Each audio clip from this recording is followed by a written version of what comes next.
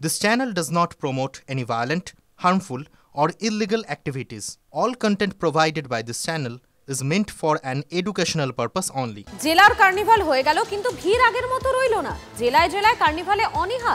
কার্নিভালের আগেই ভাসান শেষ বহু পুজো।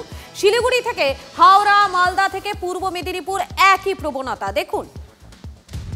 কবি যোগেন্দ্রনাথ সরকারের কবিতাটা মনে আছে? হারাধনের 10টি ছেলে ঘোরে পারাময়, একটি কোথায় হারিয়ে গেল রইল বাকি নয়।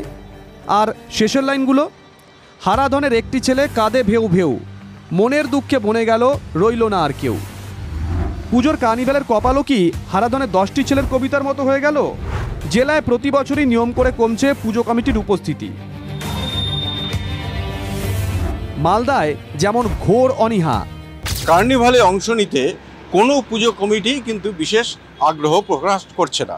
মালদা জেলার বিভিন্ন পুজো মণ্ডপগুলোতে একটু খোঁজ খবর নিলেই এটা স্পষ্ট হয়ে যাবে। প্রায় অনেকগুলো ক্লাবই অ্যাটেন্ড করছে না।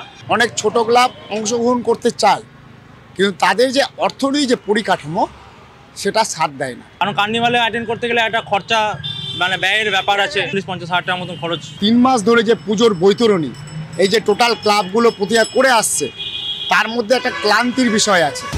বেশিরভাগ জেলাতেই কম বেশি একই ছবি। রাজ্য সরকারের আয়োজিত কার্নিভাল, আর তাতেই বিভিন্ন পুজো উদ্যোক্তারা তারা কিন্তু আগ্রহ হারাচ্ছেন। এই যে কার্নিভালে এক জায়গাতে সমস্ত প্রতিমা, দেবী প্রতিমাকে নিয়ে যেতে হবে, তাতে তো একটা খরচ আছে, লক্ষ লক্ষ টাকা খরচ। তাই তো সবাই এটাকে অ্যাভয়েড করছে। কতগুলো ক্লাব অংশ নিল না? তাহলে আমার তো এখানে তো অনেকগুলো ক্লাব রয়েছে, অনেকগুলো ক্লাব অংশ নিচ্ছে। একই জায়গার একগাদা ক্লাব অংশ নিতে হবে এরকম কোনো ব্যাপার নেই। কার্নিভালে অনীহা দক্ষিণ দিনাজপুরের বালুরঘাটে। গতকাল কার্নিভালে অংশ নিয়েছিল মাত্র 7টি পুজো কমিটি। বালুরঘাট শহর এবং ব্লক মিলিয়ে 6টি পুজো এবং গঙ্গারামপুরের একটি ক্লাব কার্নিভালে যোগ দেয়। বিভিন্ন যেগুলো খুব ভালো পুজো বলে চিহ্নিত হচ্ছে, সেই পূজাগুলোকে এই প্রদর্শনীতে আনবার ব্যবস্থা হচ্ছে। কিছু কিছু অসুবিধা আছে, আরও কিছু ভালো পূজাকে হয়তো আনা যেত, কিন্তু বিভিন্ন কারণে তাদের সবাইকে এই মুহূর্তে আনা যায়নি।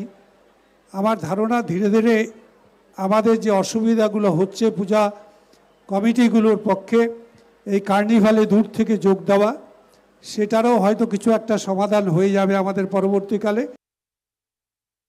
বিশেষ করে ক্লাবগুলো অংশগ্রহণ করেনি, তার কারণ যে পুজোতে যে সরকারি অর্থ বরাদ্দ হয়েছিল সেটাকে নিয়ে বিভিন্নভাবে রাজনীতি হয়েছে, বিভিন্নভাবে ক্লাব উদ্যোক্তাদের হেনস্থার শিকার হতে হয়েছে। তাদেরকে বিভিন্নভাবে তৃণমূল নেতারা প্রলোভিত করেছে যে আমাদের দ্বারা উদ্বোধন এই করতে হবে সেই করতে হবে। এতে ক্লাব উদ্যোক্তারা ভালোভাবে নেয়নি।